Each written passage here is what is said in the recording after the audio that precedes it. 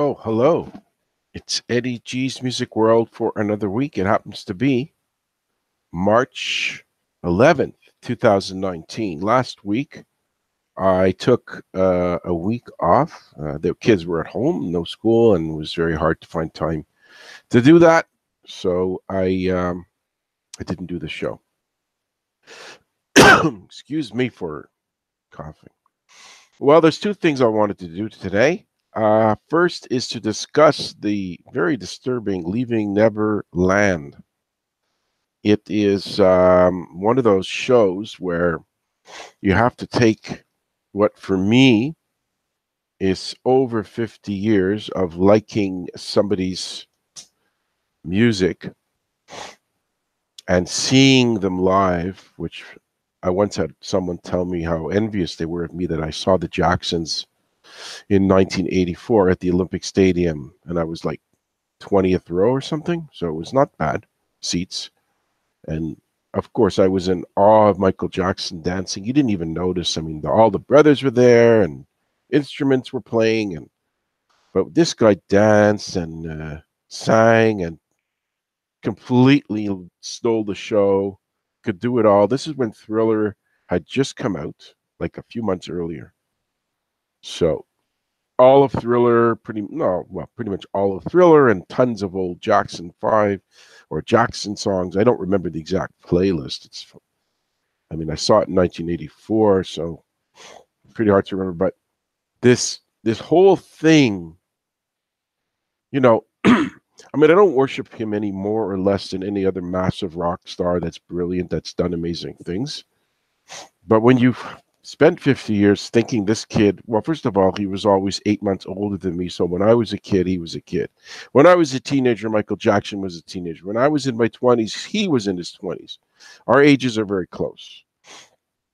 So when you take all those years of listening to his music, seeing him smirking and smiling with all these kids, you're pretty much convinced that this guy couldn't do those things to kids. I mean, this came up in the early 90s, I believe Michael Jackson. Then it came up in 2006 for the trial. He acted like a persecuted guy. Look what they did to me. They took pictures of this and that. They, all these horrible things they did to me. And there was an out of court settlement in the 90s that some kid got millions. And then there was, of course, some other kid later on who couldn't prove.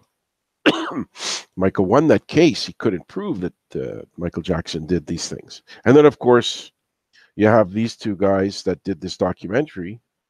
One extremely vocal, Wade Robson, constantly defending, constantly acting like it didn't happen. Nothing happened. Then you have Macaulay Culkin saying it didn't happen.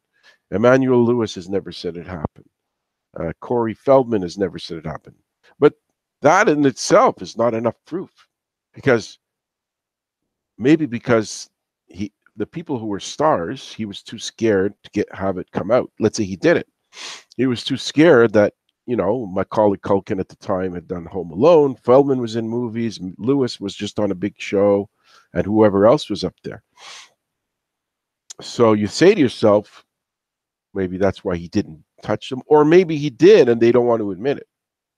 But the main issue I have, I'm wondering, did this Sawchuk guy, the second guy who was in the Pepsi ad, never had a prolonged, successful career in anything after Jackson molested him. He was pretty much a flop. He was in a band that flopped, and they don't go into any detail what his career was after that. He didn't become a dancer and a famous guy, but Robson did.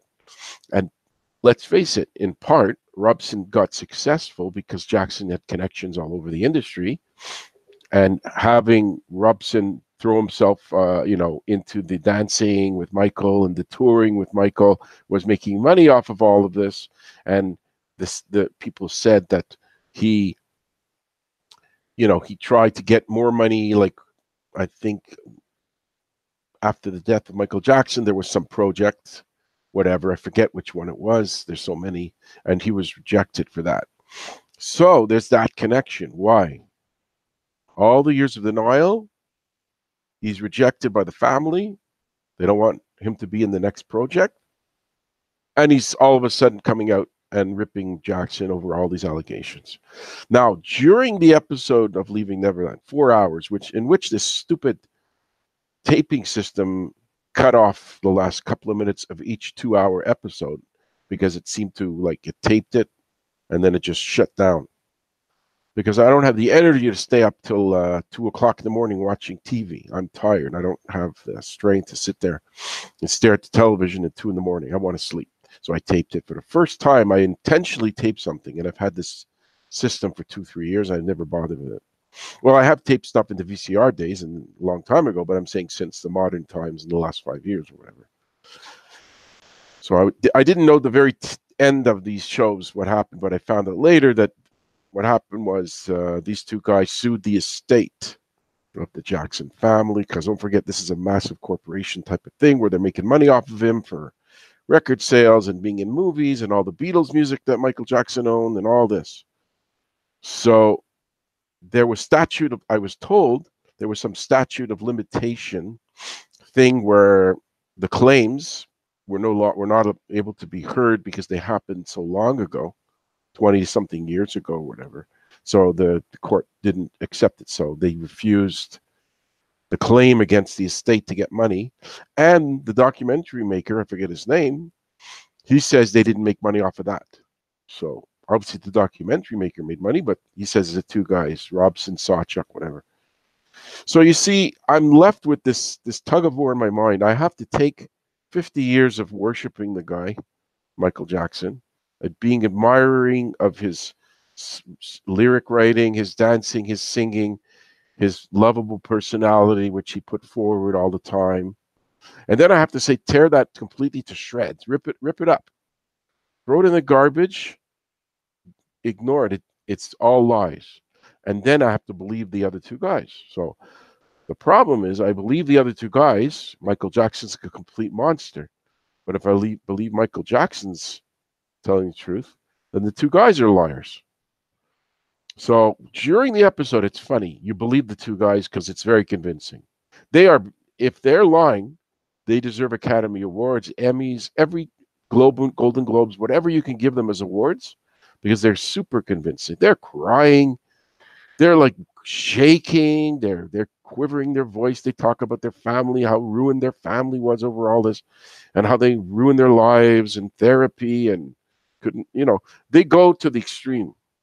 So you're sitting there, and then these guys, they're absolutely believable.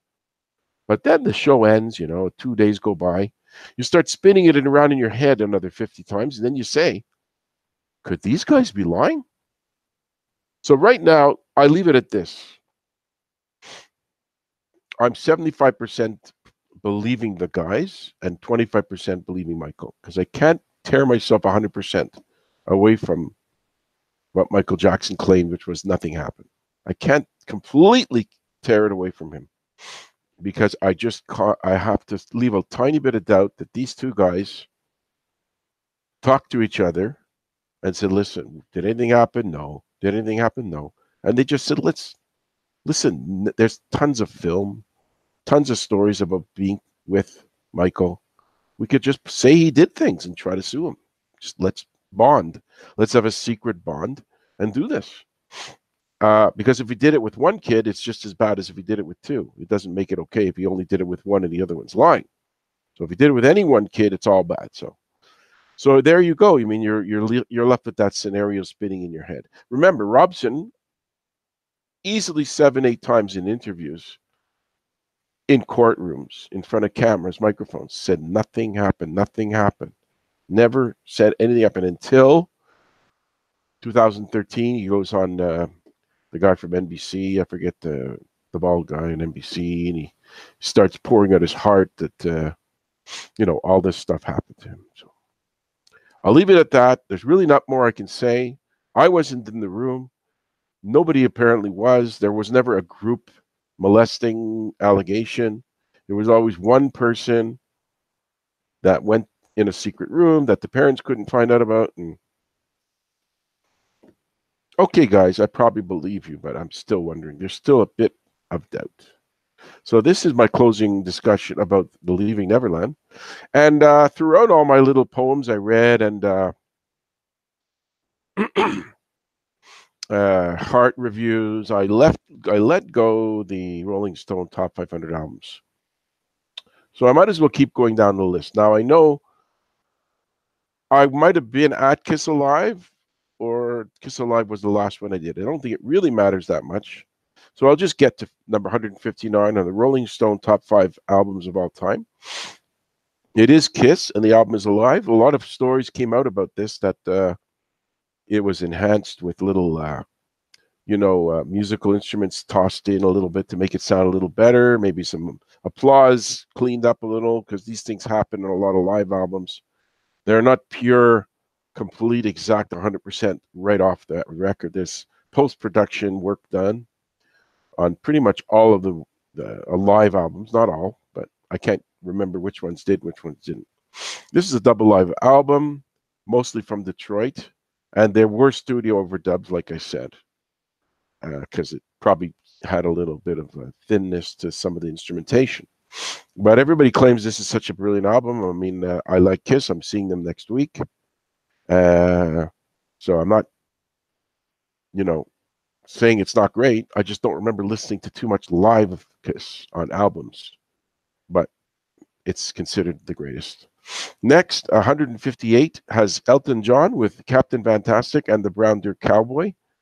This is one of the few albums where back in the day when there wasn't downloading and stealing and all this stuff, that the pre-orders had it enter the charts at number 1. This is one of 2 or 3 albums at the time that had done that.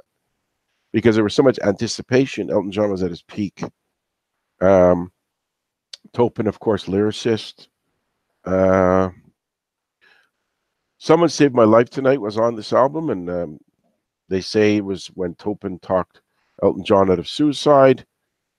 We know that there was this issue with Elton John hiding his homosexuality, getting married, having that be a sham. Speaking of sham marriages, like Michael Jackson, going back to him, he had one with Lisa Marie Presley. Apparently, I don't know what the hell went on there.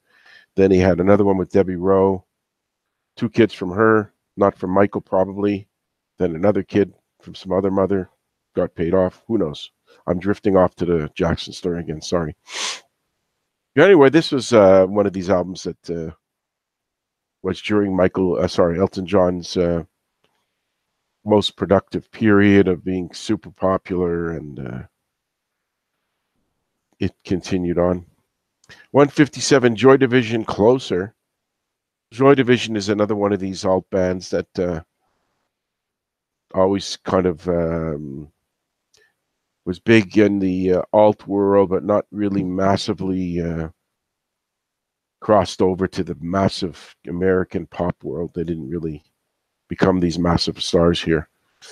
Ian Curtis was in there. He had epilepsy, failed marriage, killed himself at 23, so there's tragedy there. Like there is. I know they have a couple of songs that I know. There are a couple of Joy Division songs I'm familiar with. And I forget the names. They're very, if you listen to the album, you'll hear 1 or 2 on there. The Beastie Boys are next at 156, 156. This is Eddie G's Music World, March 11th, 2019. I hope I'm not having a glitchy day where I don't record when I think I am, but let's pray that this goes through. The Beastie Boys, Paul's Boutique. I remember actually running out and buying this cassette. I didn't usually buy cassettes or albums. Albums, yes, but CDs, no. But I bought this cassette, and I thought it was a bit quirky, and I liked it, and it was like, they were innovative. I mean, they came up with weird beats and funny stories in their songs and good videos, and they had a production team, the Dust Brothers, who did a lot of work back then. Sampling was done, the Ramones, some McCartney samples off of Abbey Road. Or the title is Paul's Boutique, is a goof on Abbey Road. Maybe because that was the name of his boutique that he had, Paul McCartney. That's the connection there. So it was one of the better albums that they had out. I'll give them that. And let's see. Next on the list is The Pretenders, a band I never did see, but I always liked them. And I think they've popped into town here and there over the years. Chrissy Hind had a bit of a hassle with one of her songs being used by Rush Limbaugh because she's super left and he's super right. So she got paid for, I forget the name of the song. It was a song that Rush Limbaugh's used for 25 years. So it must have been hard for her to accept all that money every year for a song. My City Is Gone, I think that's what it's called. And she rationalized it by saying her mother likes Limbaugh or her mother likes the song. So she kind of rationalized giving the song to Rush Limbaugh, even though she hates politically. They're so opposite. Brass in Pocket was on this album, the first album. I remember this band that had a lot of deaths. John Honeywell Scott and some other guy died very young. One was drugs and one was something else. So out of 4 people, 2 of them died in their younger days. So, and of course, she married Ray Davies of the Kinks, and now what's his name? The lead singer of Simple Minds, whose name passes me. So it's not often you hear of a woman marrying 2 rock stars. Had kids with both of them too, I'm pretty sure. Howlin' Wolf, Moanin' in the Moonlight, number 154. Again, we're back to this blues era, which I'm not familiar with. Chess Records.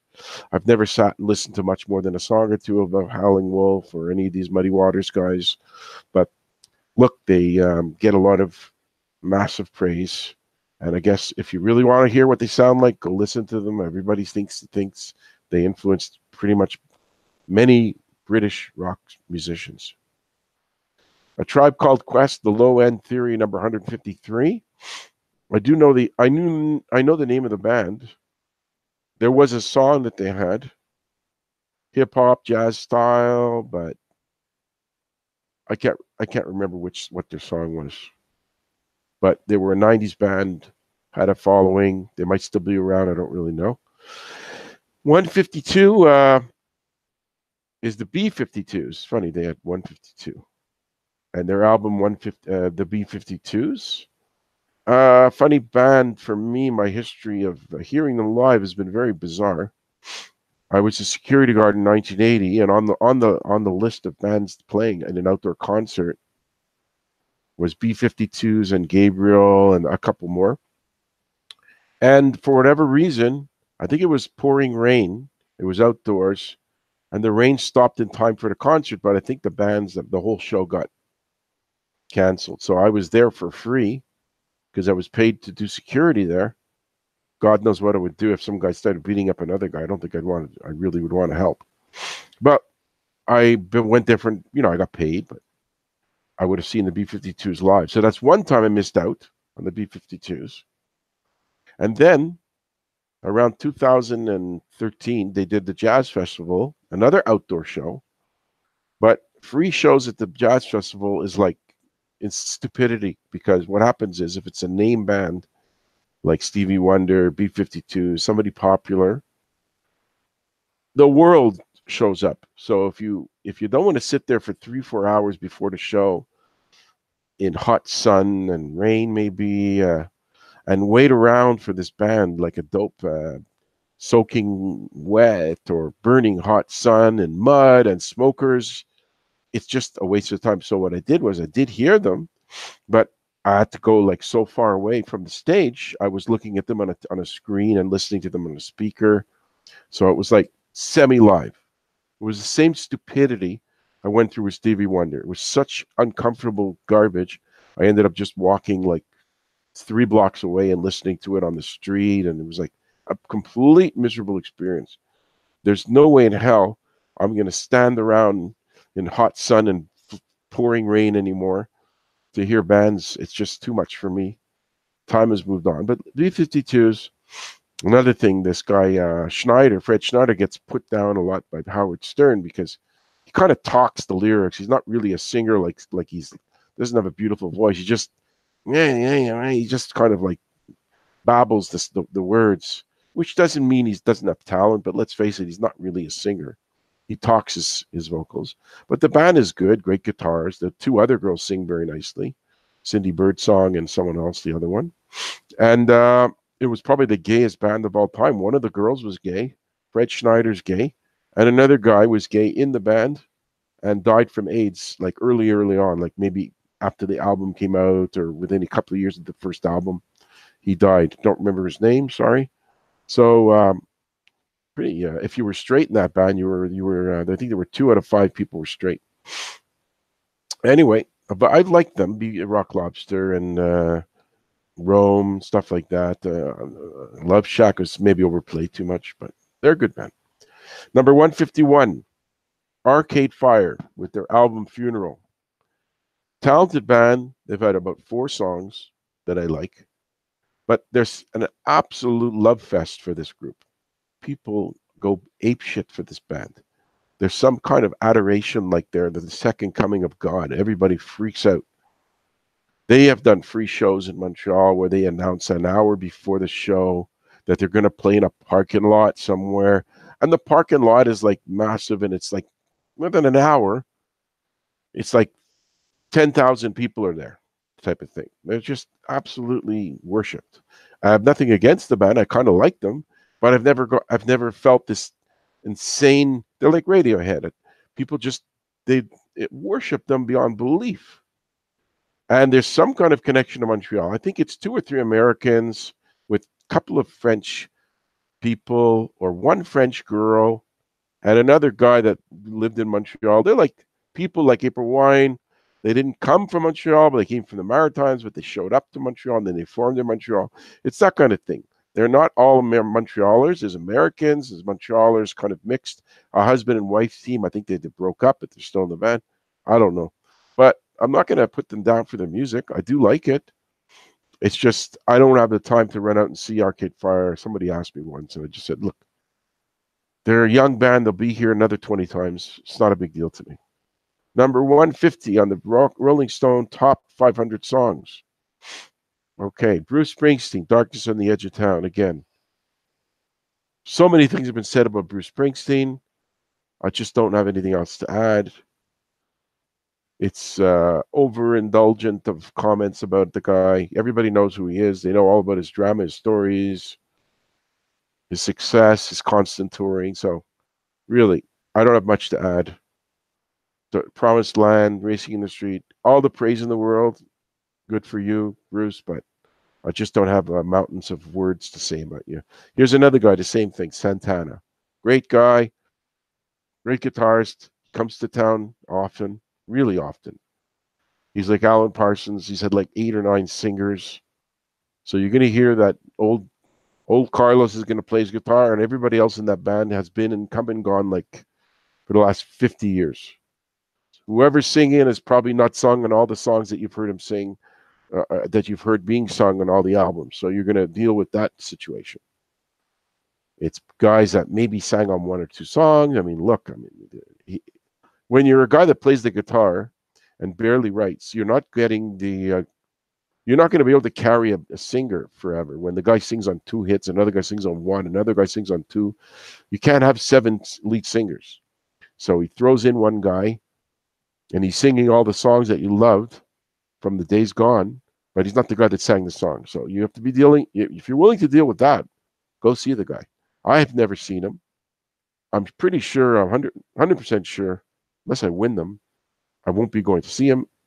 Nothing to say about his talent. He's just the guy that keeps coming back and forth. He's always working. I don't have to go see him. Another band, next on my list, Led Zeppelin, Houses of the Holy, number 148. Okay, we all know about this band. I'm looking at the cover. It's pretty, you couldn't get away with this cover, which is about like 11-year-old girls with nothing on. Whether it's a picture, like a photo of these girls, or it's some kind of a drawing, there's no way in hell they could come out with this album now. It's just too much political correctness to not have it depicted or a photo of a 11-year-old, 10-year-old girls walking around on rocks. Not going to happen. But of course, we all know the brilliance of this band, Dire Maker, the crunges on this. Um, you know, the Rain Song. This is all documented brilliance, massive sales. Robert Plant won't come back to the group. It's all drama that's been repeated over and over. And I don't think I'm telling anybody anything new that they don't already know about Led Zeppelin. So let's see what's next. Crosby, Stills, Nash and Young. Another one of these bands that morphed over the years with Crosby leaving. Then it was Stills, Nash and Young. Then it was Nash Young. Then they've all had solo records out. Then they've come back and forth. I think Neil Young reformed with them. Then he left again. So it's been a revolving door of Crosby, Stills, Nash and Young. But these guys are extremely old. They're still somehow out there, still not retired. Great harmonies. Carry On is on this Helpless. You're getting all the beautiful music. Teach Your Children. Graham Nash sang that. Almost Cut My Hair was David Crosby singing that one. Folk Legends played Woodstock. Excuse me for that cough. I hope you understand. Okay, moving on down the line. What's next? Let's try the guessing game. We haven't seen a Bob Marley album in about 20 spots. Let's guess it's Bob Marley. Jefferson Airplane. Surrealistic Pillow. There was a lot of funny things going on with this band. They've had like 3 deaths in the last 5 years. It's bizarre. Some woman, Signode something, died.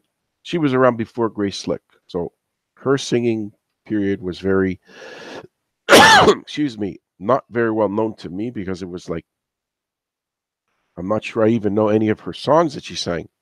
So that's one death. Then there's Kantner who died, Paul Kantner.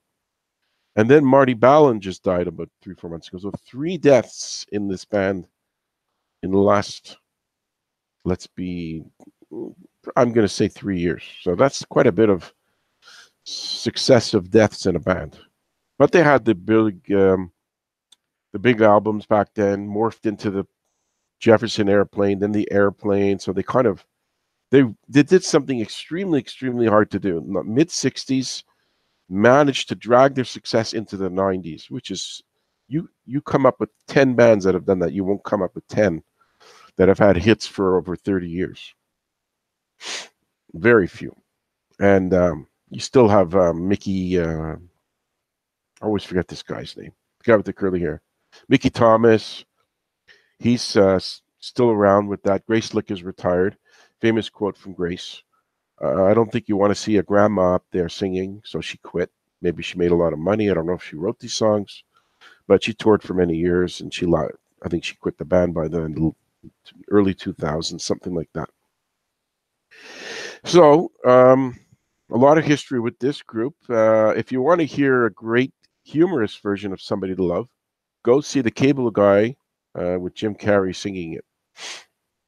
It's actually funny and not even terrible. I mean, it's just like fits the movie. 145. Let's try another guess. Let's go with, I'm seeing Peter Frampton in July, by the way. Let's guess Peter Frampton. I don't know why. Steely Dan. I'm way off. Asia. Another death. Walter Becker died, the guitarist. Steely Dan's album there. Those were basically 2 guys with Jeff Skunk Baxter too. Donald Fagen was the other main guy. Jeff Skunk Baxter was a guy that came in and out of the band, plus 3 other guys. One guy who did dirty work. He wasn't the main singer. He was in and out of this band. I mean, there's a lot of back and forth with Steely Dan. Peg was on this album, Deacon Blues. A song for losers in the world. So I liked it. Jazzy pop. Fagen, he didn't skip a beat. Walter Becker died. Tour was started. He just kept going, doing shows. Probably called it Steely Dan. Maybe it was just Donald Fagen. I don't remember the details. But now it's just down to Donald Fagen. Never seen them live. I doubt if I will. NWA is Niggers with Attitude. That was what it stood for. Straight Outta Compton. A movie just came out. I think it really rips and tears apart their manager. And no, I'm not really familiar with this music much. Easy E was some big deal. Ice Cube is now as an actor does kiddie movies. Driving some kid around or something. He's a massive star, movie star. Dr. Dre, we all know he went on to lead the hip hop, do the beats. I think he did the Beats headphones. Worked a lot with Eminem. Eminem claimed that Dr. Dre was like the guy who could take the sounds and the songs from his head and interpret them into instruments. So they have a great relationship. So this Dr. Dre, they've all. I don't know. I think Easy might have died, but I don't care enough to look it up. I'm not sure, but I know Ice Cube and Dr. Dre for sure had a long career. Dr. John, he's well known for What Right Place, Wrong Time. This album is Gris Gris. One of these cool hip guys, piano players. Mac Rebenek was his name.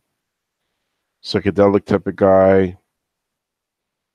The Night Tripper, they called him. It's kind of swamp funk. A mix of R&B from New Orleans, voodoo chants, all kinds of stuff. I'm not even sure if Right Place, Wrong Time was on this. It doesn't really matter. You can hear it anyway for free. Excuse me. Sorry about that. Here's a man who's cooling his heels in prison. I doubt if he'll see daylight again. Phil Spector, A Christmas Gift for You. A Jewish guy with a Christmas album. Very nice. Ronnie Spector did a lot of singing. He married her.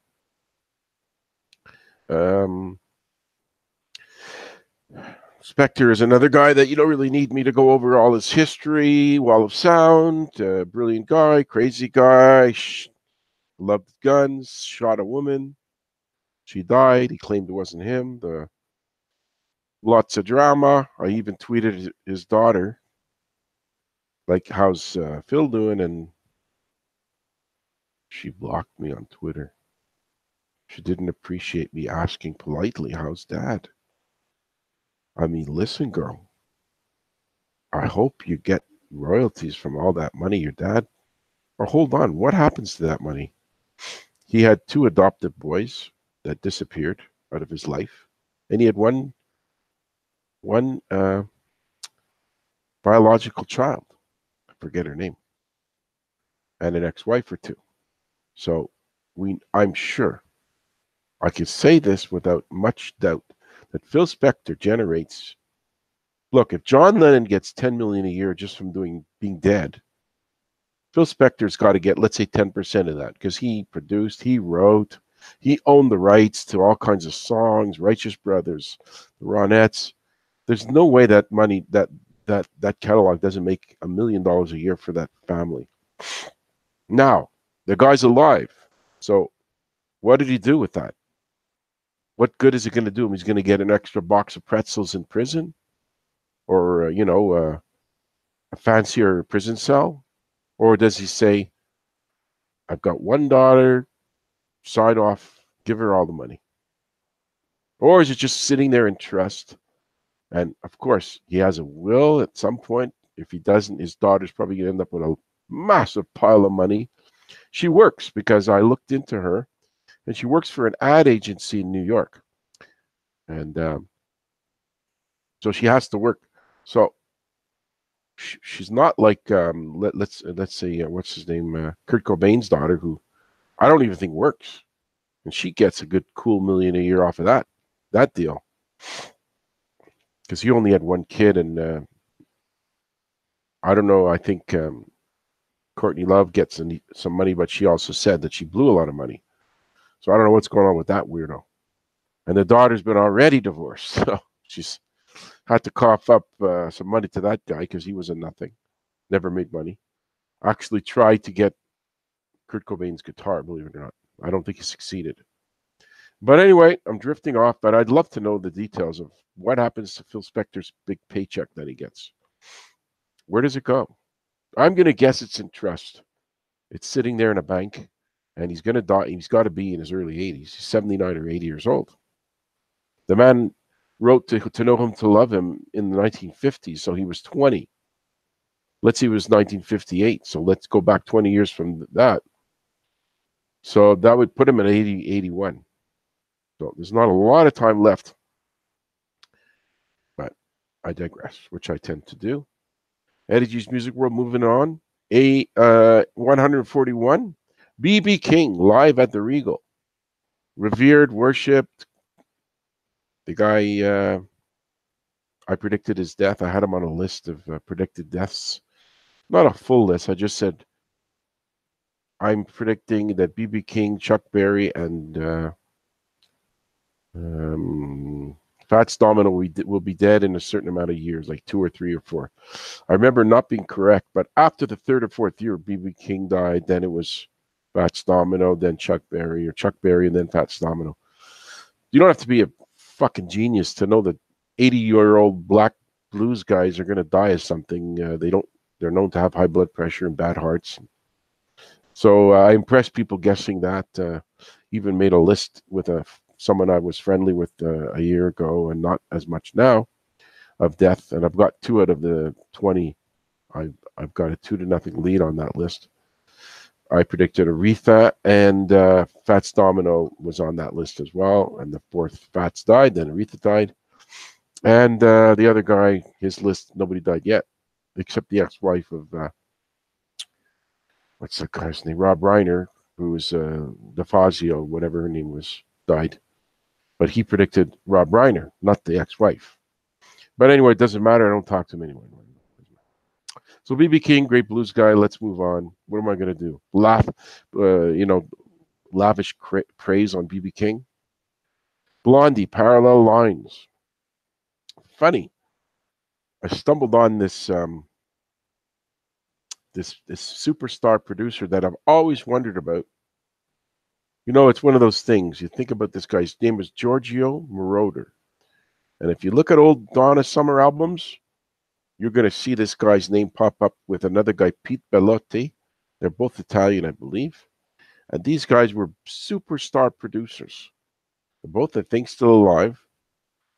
I know for sure Moroder produced Call Me. That's why I'm connecting up with his story with Blondie.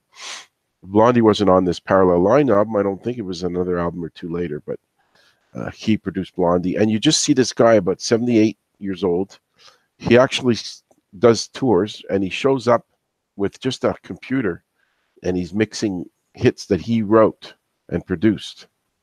He at least produced and co-wrote or whatever, and he's playing all these Blondie songs, Donna Summer songs, plus Irene Cara's hit, What a Feeling, whatever, Flashdance, and a few other ones like Maniac. And because this guy was brilliant, and he came up with all these things. And that's all he's doing. He's going up on the stage. He's going with a funny microphone, going, "Hello, this is a Moroder," and he's like acting like cosmic and all this stuff. And that's what he's doing. He's just playing the records. But I guess because he co-wrote and produced these things. Anyway, this is early Parallel Lines. Blondie, before this album, was part of the glamour scene. But I remember reading an interview with the band. They were starving. I mean, these guys were living in an apartment, like 5-6 people, like for one people. The apartments for one person. They were starving. She was selling arts and crafts on the street for $1 a piece and $2. I mean, she was like starving.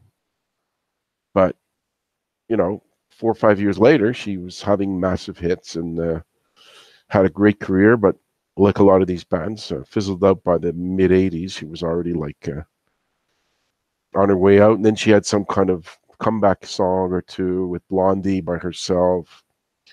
But never really became Blondie never sustained their stardom for like massive amount of time. But they're now an oldies act, and you hear about them showing up in a festival of 80s bands or whatever, 70s or 80s bands, and she sustained her popularity through the oldies circuit. Believe it or not, she's like in her mid 70s already, or early 72, 73. It's unbelievable. I was 18. I just heard of her, and she was this massive Heart of Glass came out, and like I was listening to Blondie's records because I had a friend in 1977 who loved these all punky bands, loved like Captain Beefheart, and Blondie was like pre-stardom. They had either this album, Parallel Lines, or one before it, and he lent me the album, or he played it for me a couple of times.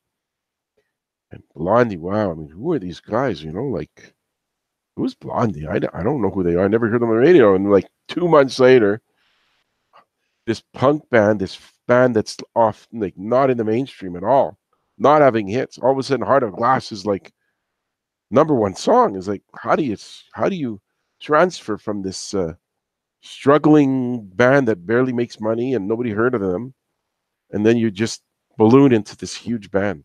It's back then it was a spectacle to watch. 139 is next. The Meters, Rejuvenation. Well, I never would have guessed that. I think they're an instrumental band or studio band. Alan Toussaint was part of it. Marching band. People say, "Hey, hey, Pocky away." I don't know these songs, but that's the way they did it. But I think that if I really looked into all their songs, there was one song that they had that was popular. But the Meters are not a band that I think about. They're not part of my psyche. They ranked very high on this list of Billboard's top 500 albums, and maybe at some point I'll stumble on it and I'll say, "Oh yeah, that's the Meters." Okay, should we go for another prediction? Why do we get the feeling Prince is going to be on there? I was thinking about Prince. Massive star, all the accolades, producer, instrumentalist, guitarist, great. But when you think about his voice, just his voice, I think out of all his talents, I don't know. You got that high wailing sound on Purple Rain. Okay, it's impressive, but if you think about him, he's kind of talking out the songs. A lot of there's not like an amazing voice there. It's always been something in the back of my mind. Let's see if it's really Prince, the next album. That's just my comment on the guy. Let's see. Dr. Dre. Wow, not really close. I was just talking about Dr. Dre and the other band, NWA, and there he is with The Chronic. Do I really? He had a Snoop Doggy Dogg on this album, 1992. See if there's much more I can say. He's obviously great at what he does, but he's in the music category that hasn't taken up a lot of my time. So my commentary is minimal on this guy. I'm going to stick with Prince till he comes up because I have a feeling there's going to be a Prince album soon. Next, let's see. The Replacements. There's a guy on a Radio Gunk website that his avatar is The Replacements. I don't know. You must love The Replacements. I remember buying one of their cassettes in the 80s or 90s. There must have been a song that I liked off of it, but they're one of these REM style bands, but they're famous for not being famous. They're famous for being on the edge of this massive band, but they always got to the edge. And when it came to crossing the line into big stardom, they couldn't cross the line. Maybe they didn't care about crossing the line. Maybe they were a band that revolted against the system of, being commercial. I don't even know. They might have come to town a few times. Paul Westerberg is this guy, kind of like this always praise heaped on the guy. But I don't know what to say about the band. I don't even know why I bought the cassette. There's been one song that I know, but I can't remember it. Let's say I'm going to stick with Prince being the next album until it actually happens. Just because I can sense that these list makers somehow has a soft spot for Prince. Elton John, greatest hits. All right, for Christ's sakes, it's the greatest hits album. What can I say about it? It sold millions and millions of records, full of hits, 1974. Do I have to say much more than that about this guy? No. So we won't even waste my time on it. 135. Pavement. Who puts Pavement up there? Slanted and Enchanted. What am I supposed to say about Pavement? Sure, there's one song I know. But really, you're testing me. Indie rock. Okay. Another one of these bands that but just never got into or heard of. I don't know. I don't know much about him at all. Okay, sticking with Prince. He's going to come up. Notorious B.I.G. Ready to Die. The best thing about B.I.G. is Artie Lang, who's been close to death in the last couple of years. He actually memorized a song by B.I.G. and when he was on Howard Stern, he actually recited the whole song like he memorized. He has a great memory. Now, drugs might have made him a little less strong in the brain, but I remember him just rambling off the lyrics. I was amazed. But I think there was one song that he. What was it? Was it P. Diddy that took Every Breath You Take, and he took I'll Be Missing You. Yeah, that's what he did. It was all about his love for Biggie Smalls. I don't know. Look, maybe he loved Biggie Smalls. I don't know. This whole thing with Tupac, and one guy killed Tupac, some guy killed B.I.G. I don't really care about hip hop wars. I've heard Notorious B.I.G. He's basically rapping and he's talking, and nothing bad to say about the poor guy. I think his wife is still alive and probably sits around waiting for those checks to come in for the royalties. Evans, is it? God, I don't remember his wife's name. I think it's Evans. Faith Evans, yeah, maybe. Bruce Springsteen again. The Wild, the Innocent, and the East Street Shuffle. Back in the day where they were just like pre-top 40. That's what they were. 1973. It was like they were getting the FM play. They hadn't yet gotten Born to Run Out, which was their first actual chart hit. So this one, this is like the worship started already. I'm not saying Rosalita, Kitty's back. I don't know Kitty's back. I know Rosalita.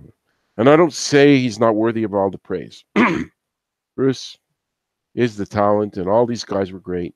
But you know what? When you live in a city where, there was one rock station since I was 10, and all they did was stick Bruce Springsteen on the radio like 7 days a week, twice a day, 3 times a day for 40 years. How do you still like the guy? I mean, how many times do I have to hear a song? And I saw him live because I said, at some point, I got to see the guy. The guy comes to town like 50 times. I mean, how am I going to never see the guy? And he didn't disappoint. He had the energy running around. Clarence Clemens, the sax man, was sitting on his chair until he had to blow the sax. He got up. He went, blub, blub, he sat back down. Now you got Clarence Clemens' son on tour. I think he's part of Bruce's band. He's playing saxophone. I guess so. You got to give him a pass. His father's dead. It's like Jason Bonham. Give him a pass. What are we gonna do? Blame the guy for not? If I had a father who was in a massive band, I'd be trying to milk off of it too. Problem is, I don't know how to play the saxophone, and my drumming skills is very mediocre. So I don't think I could really drag that career out too long, if at all. Original soundtrack, Saturday Night Fever. What am I going to say about a hit machine like the Bee Gees and Tavares? And all I've got to say is Yvonne Elliman has a song on here, and I once emailed her on her website, and she actually answered me because she did More Than a Woman, which is Bee Gees wrote that song. If you're young and you're listening to this one day, the Bee Gees were just like a massive hit machine back in the 1970s, 60s as well, but 70s were like insane. They were literally had the first 5 to 10 positions sometimes. They were like absolutely loading up the charts, one after the other. It was either Andy Gibb or the Bee Gees, or they wrote a song for another band. They're just rolling hits out. And then, of course, they died. And, as not all of them, there's one left, I guess Barry. I'd like Barry to go on tour. He could probably pull it off. Just get a couple of guys that sound like his brothers and pull it off. Black Sabbath, Paranoid. Ozzy, the poor guy, is going on tour. He's coming in the summer. He's almost had a pneumonia. He's 70 years old. I could go, but I have a friend that doesn't have a lot of money, so I got to always like lay out the money and wait for him to come back in the next 2 years. And they're not cheap. Decent seats are over two something. So I got to lay out $500. I have seen Ozzy with with Black Sabbath in 2014 and on his own in the early 80s. And this, of course, had the overplayed Iron Man, Paranoid, and a couple more War Pigs. So this deserves to be high up on the list. This is a phenomenal album, and I liked it. Television, Marquee Moon, punk band, number 130. Kind of known for their. I like the guy's voice. I forget his name. Tom Verlaine, I think it was. Marquee Moon, the song was great, and that's all I know about the band, really. I actually knew I won a contest to see the Gord Downie, the singer from Tragically Hip, because they played Marquee Moon on the radio, and I knew that it was by television, and this is like 15 years ago. And the radio announcer, Mitch Melnick, said, "How did you know who television is? How did you know that?" He was blown away that I would know about a band that was pretty obscure. Well, you know what? If you put all the money I've earned, actual money I've earned from my knowledge, I think you have to exclude like movie tickets. I've won tons of that. Albums, CDs, cassettes, tons. Concert tickets, I've won a lot of that. But if you actually take a dollar amount and fix it to all the money I've made in radio, I'm going to make a sign in front of the camera. This is how much money I've made in radio.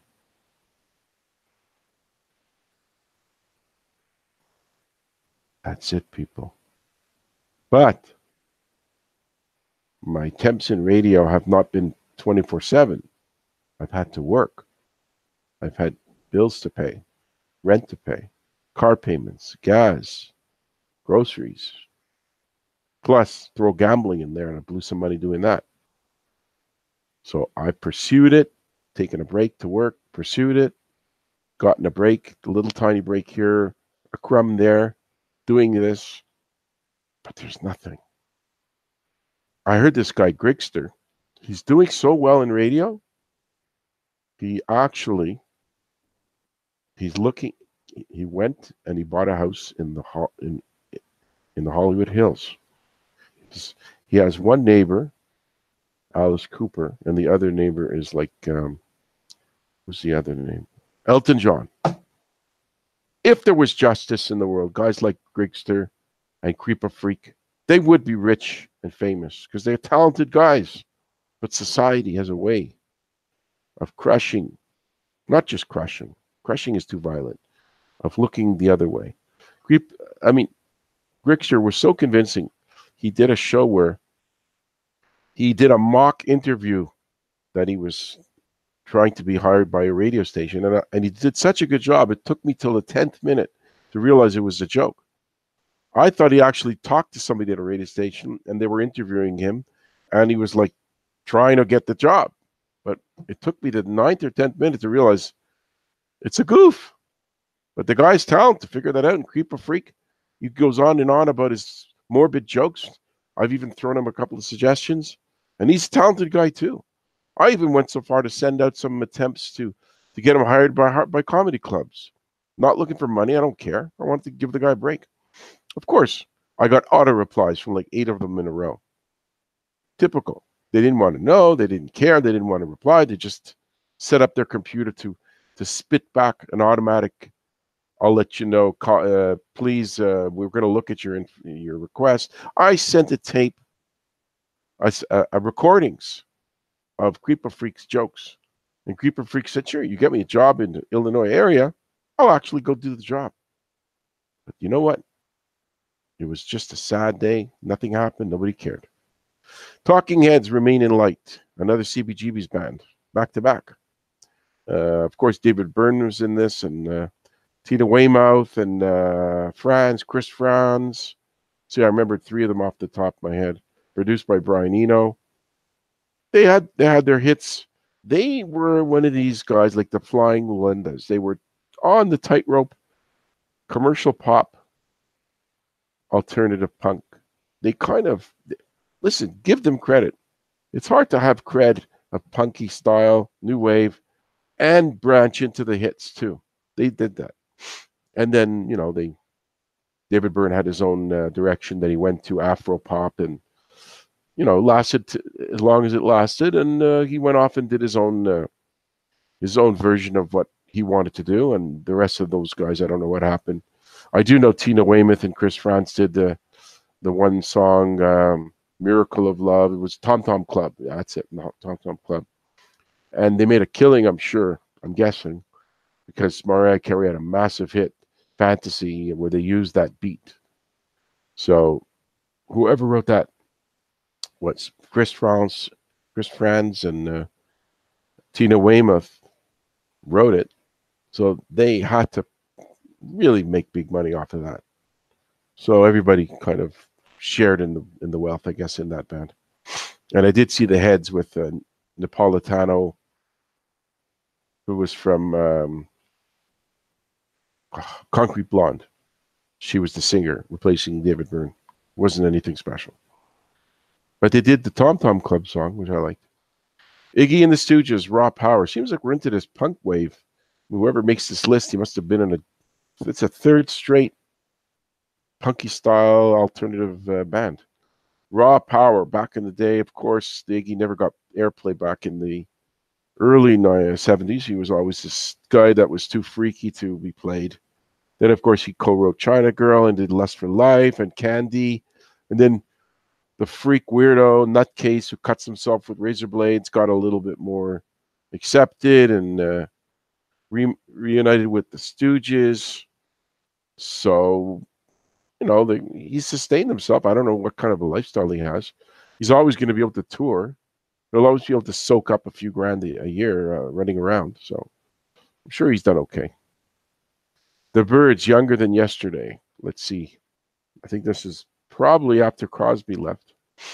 Pretty sure. And